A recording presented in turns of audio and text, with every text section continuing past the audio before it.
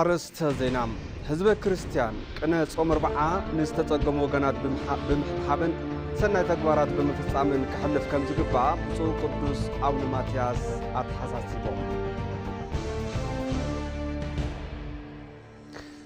ኢትዮጵያ ኣብ መጓዓዝያ ኣየር እናርኣየቶ ዘላ ዝለዓለ ውፅኢት ተጠናሂሩ ከም ዝቕጽል መገዲ ኣየር ኢትዮጵያ ኣፍሊጡ።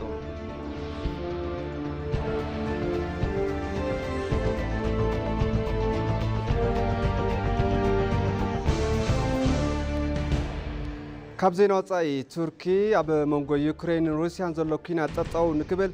ጉባኤ ሰላም ናይ ምድላው ድሌት ከም ዘለዋ ገሊጻ።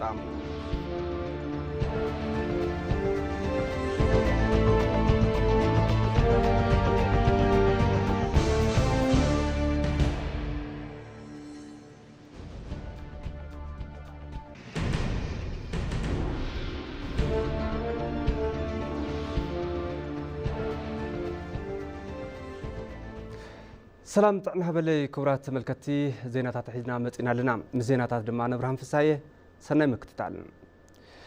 مكتل بريزيدنت بارتي بلصقنا ايت ادم فرح اب مبل 45 عامت مسرتا بارتي ار بي بي جيبوتي بمركب ناينكوا عبصحكم ملقتي ام حلاليفوم ايت ادم فرح حبتي مرها جبري ابز جبرو مدرم بارتي بلصقنا بموكال لابتي بعال مركبهم لعول كبري كم استسمعهم غليصوم بارتي بلصقنا اب معرنت فتحي مكببارن معبالن استمسرته كم زخونه ونا غنزيبوم بارتي ار بي بي جيبوتي حلف 45 عاموتي مس غرواو تهاجراتن محبرسب عالمن بمخان نمعباله سلام حدنت حزبتاتن متحبارن زلو وفينت بتكبار زغلصلو وانيو إلهم ببريزيدنت اسماعيل استمرحه امرارحات بارتي جيبوتي ماخل نقدي نختكون عبنت مرققعن قدنا معبالا نختكون مسرحو مسكرناتهم هيبهم أبز حزوان لعلى 14 مليون عبالات زلو بارتي بلصقنا نقرواب تهاجرات عب دبلوماسي قدامنت كمز بمقلات أمون كزبتات قرن أفريكا زلو وهدتن حوراو تربحنتن نمتنخار عب بروغرام بقلتي كمز قمت الرقاقيتهم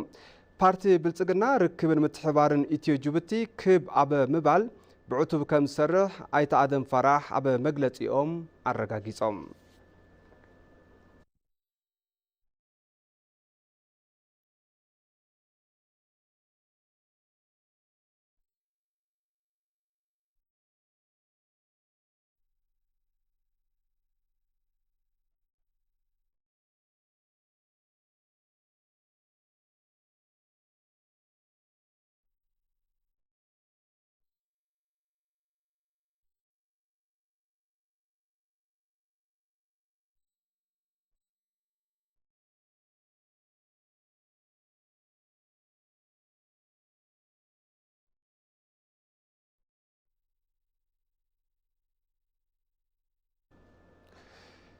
ምክትል ቀዳማይ ሚኒስትር አይተ ተመስገን ጥሩነህ ኣብ ዋና ቤት ዕዮ ብሔራዊ መለለይ ካርዲ ምንቅስቃስ ስራሕ ብሔራዊ መለለይ ካርዲ ተዓዚቦም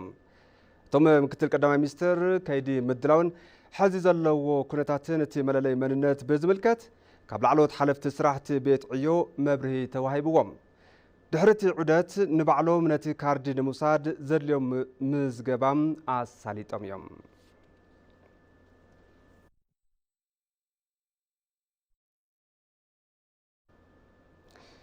حزب كريستيان قنا صوم 4 نستጸገሙ ወገናት ብምሕሳብን ሰናይ ተግባራት ብምፍጻምን ክሕልፍ ከም ዝግባእ ፓትርያርክ ቤተክርስቲያን ኦርቶዶክስ ተዋህዶ ኢትዮጵያ ብፁዕ ወቅዱስ አቡነ ማትያስ አተሓሳሲቦም ብፁዕ ወቅዱስ አቡነ ማትያስ በተኸተልቲ እምነት ቤተክርስቲያን ኦርቶዶክስ ተዋህዶ ኢትዮጵያ ጽባሕ ዝጅምር ጾም 4 አመልኪቶም መልእኽቲ መሐላሊፎም ብፁዕ ወቅዱስ አቡነ ማትያስ ኣብ ዘመሐላልፎ መልእኽቲ ጾም ንኃጢአትን ዲያብሎስን كمي كمز سعر قويتانا نعنا زمهارلو يكبلو قليصوم صوم مس اغزابير زراقب دلدل مخانو زغلصو توم باتريارك حزب كريستيان دمام قنا صوم 4 سناي تغوارات بمفصام كحلفو يغبا كبلو ملقتي ام حلاليفوم يوم كم صبصاب يدنقاچو سماو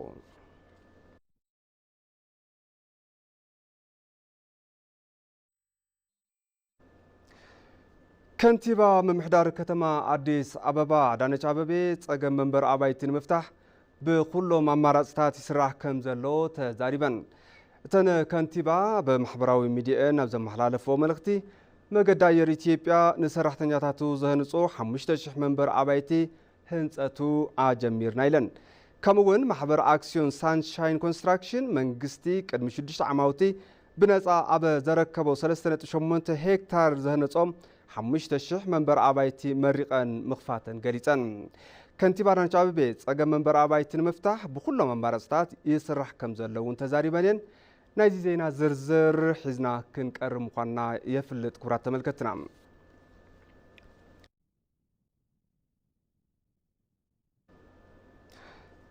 منغستي فيدرالن جنبار حرنت اوغادينن دحري زكايد وسمع سلام اب كل الصومالي قدم حزي ترايو زي فلت سلام مرغغاين كل مداي عبيتن ممزغاب كم استقاله جنبار حرنت اوغادين غليصوم ات جنبار اب مغلطيو قدم كبل برتل عيلو زقالس زنبره حزب الصومالي ناي بعلو عدل بعلو كوسن بوليتيكاون سبعون مسلاتو نكخبرو كم زجبرة بمحبار دحر لوطي استرأيو حافش أو لوطتات عفلطو كم زهبن مليقا كلهم مسلات بزي كفتت نمخبارن جزي كم زد الحبيرون أبنك حزون كلهم مسلات حزب الصومالي نكخبرو عب زجبر قالسي سلاماو قالسو تنخيرو كم زقصلن كابز من قد زي وصائي نت بارتي زي وكلو زوصو مجلسات كم زي يقبلن عب زوصو مجلسي حبيرو لهم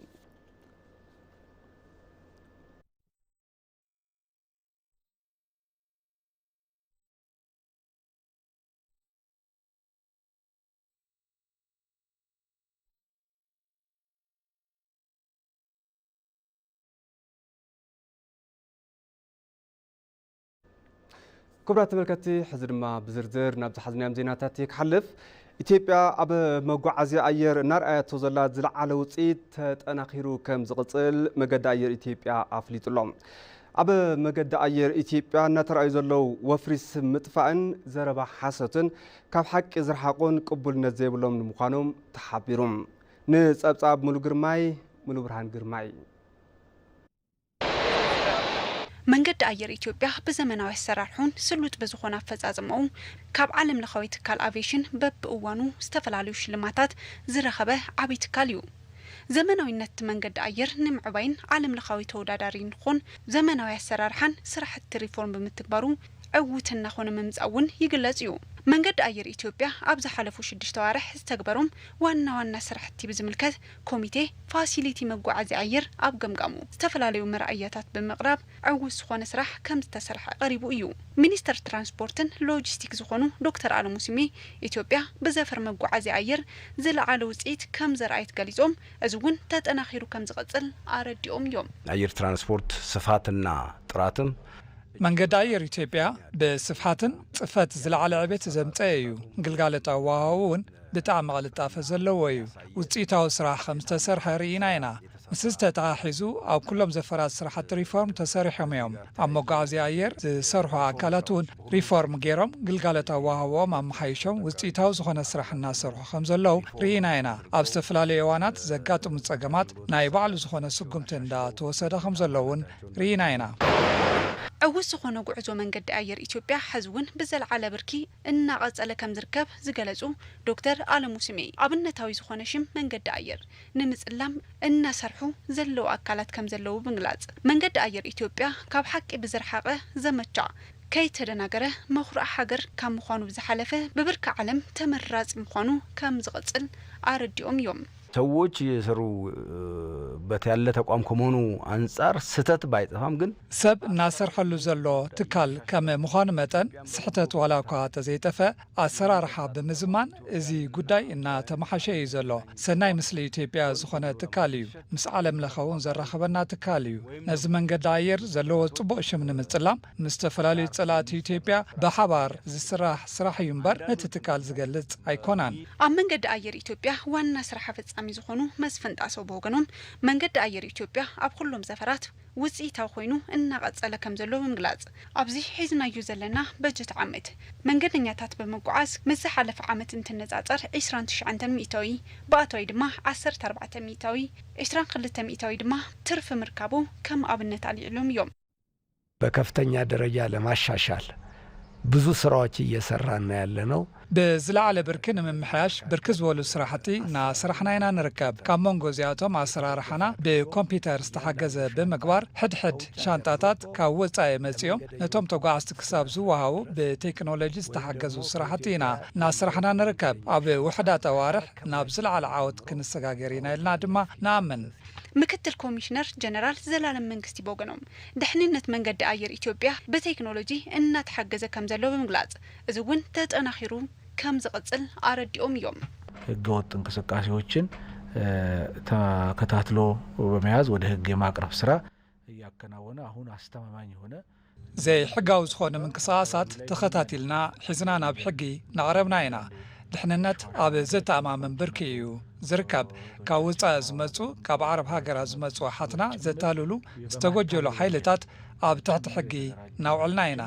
መንገዲ ኣየር ኢትዮጵያ ሰላማዊ ዝኾነ መንገዲ ስርሑ ንኽሰርሕ ትካልና ብፅሒቱ እናተዋፅአ እዩ ዝርከብ ከም ጸብጻብ ኢዚያ ዋና ዳይሬክተር ሲቪል አቪዬሽን ዝኾኑ ጌታቸው መንግስቲ ድሕንነት መንገዲ ኣየር ኢትዮጵያ ኣብ ዘተኣማመን ብርኪ ምህላው ዓለም ለኻዊ ትካላት ብዝገበርዎ ኦዲት ሪፖርት ምርግጋጹ ገሊጾም ዓለም አቀፉ የሲቪል አቪዬሽን ድርጅት በተደረገው የኦዲት ውጤት ጥሩ ውጤት ነው ያለን ዓለም ለኻዊ ትካል አቪዬሽን ብዝገበሮ ኦዲት ጽቡቅ ውጤት ኢና ረኺብና ነዚ ሒዝና መቕጻል ጥራይ እንተይኮነ ዝተዋበና ርእይቶና መሓየሽና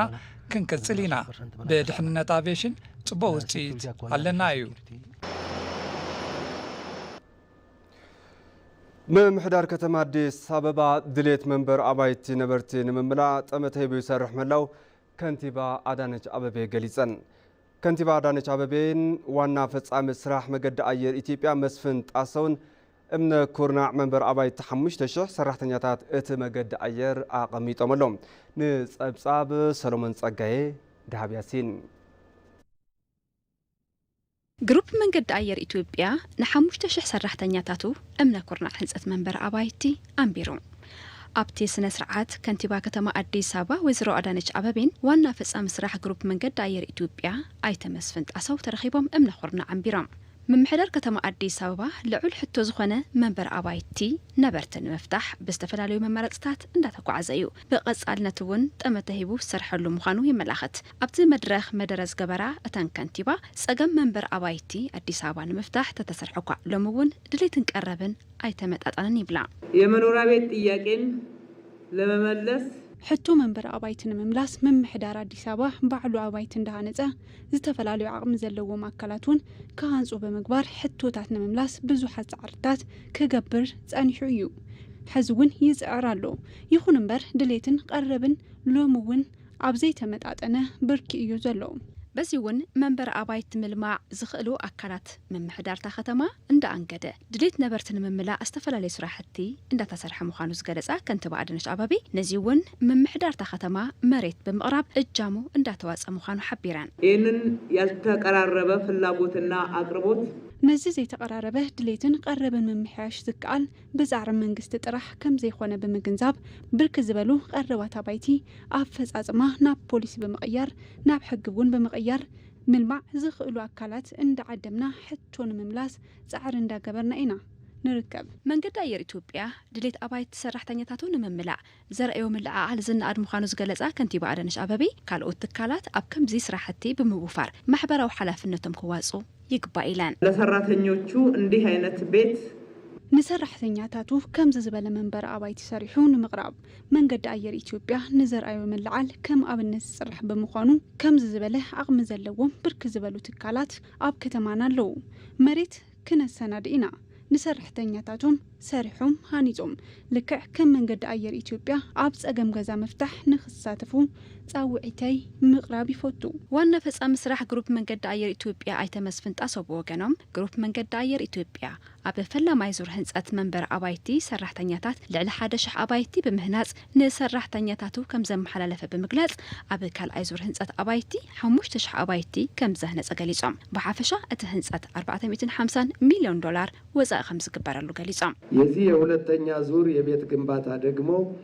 ናይዚ ካልኣይ ዙር ህንፀት ኣባይቲ 5,000 ሰራሕተኛታት ደረጃ ዝሓለወ ሰዋና ዘመናዊ ኣባይቲ ክኾኑ እዮም። ሕዚ ብ$450 ሚልዮን ሓፈሻዊ ወፃኢ ዝዛዘም ህንፀት በቲ ዓውዲ ሽሞም ዝፅርሑ ኮንስትራክሽናት ሳንሻይን ኢትዮጵያን ምስ ናይ ቻይና ኮንስትራክሽን ኮሚኒኬሽን ካምፓኒ ብሓባር ዝግበር እንትኾን ካብ በዓል 1 ክሳብ በዓል 4 መደቀሲ ኣብ 16 ህንፃ ውሽጥን ኣብ 6 ደው መበሊ መኻይን ዝሓዘ ብምዃኑ ዘበናዊ ከይዲ ኣነባብራ ዘመዓራሪ እዩ። ንሰራሕተኛታት ሰብዋና ኣባይቲ ናይ ምግባር ከይዲ ሰራሕተኛታት ኣብ ስርሖም ዕውታት ክኾኑን እቲ ትካል እውን ከም ትካል ዕውት ንክኸውን ከም ዝገብሮ ሓቢሮም እዚ እውን ቀጻልነት ዘለዎ ኢሎም ይህ የሁለተኛ ዙር የቤት ግንባታ